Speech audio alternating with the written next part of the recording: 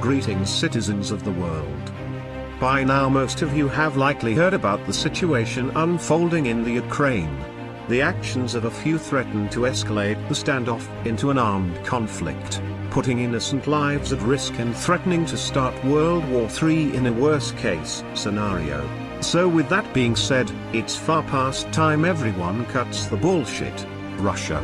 This nonsense about the forces in Crimea being pro-Russian self-defense forces is ridiculous. You have full power to call them back to base and you damn well know it. So stop with the ludicrousy and tell people what it's really about.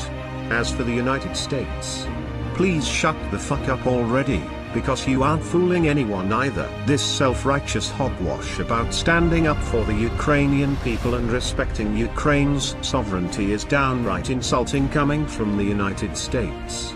Shall we listen to what the US Assistant Secretary of State said only a month prior to this current situation in the Ukraine?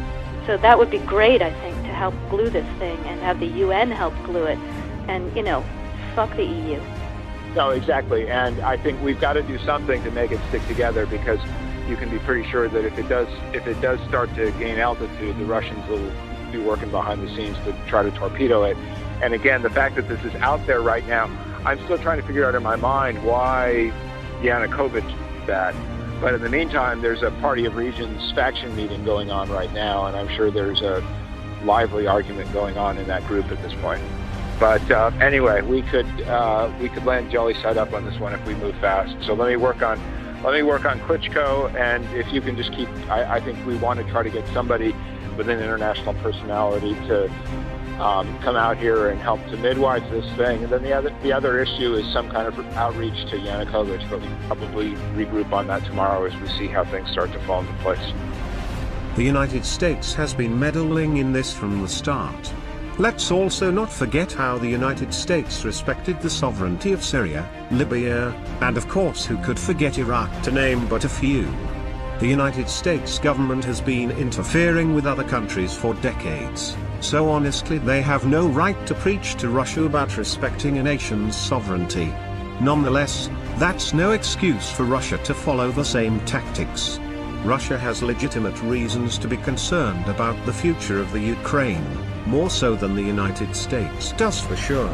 However, let's be 100% honest with people, shall we? Russia, the United States, as well as the European Union don't honestly care about the Ukrainian people. To all of them, the Ukraine is nothing more than a strategic position in their war games. To put this simply, Russia wants to ensure Crimea at the very least is firmly allied with them. This is for two main reasons. Firstly, the Russian Black Sea Fleet is stationed there. Secondly, Crimea, as well as eastern Ukraine, poses a national security risk to Russia, if it was to fall into the hands of NATO allied forces. And now we get to the reason the United States and EU wants the Ukraine allied with them instead of Russia. It's a strategic position to hold power over Russia, to make them think twice before pulling another stunt like they did with Syria. In the end, it's countries playing politics with a nation caught in the crossfire. This is where we the people need to step in. We need to tell the governments of all parties involved that we won't be part of their war games. The people of the Ukraine do have a right to decide their own future, however they'll never have their voices heard with every other nation trying to poke their fingers around and influence Ukrainian politics. Get your fucking act together, everyone. We are anonymous, we are legion, we can forgive, though we do not forget. Expect us.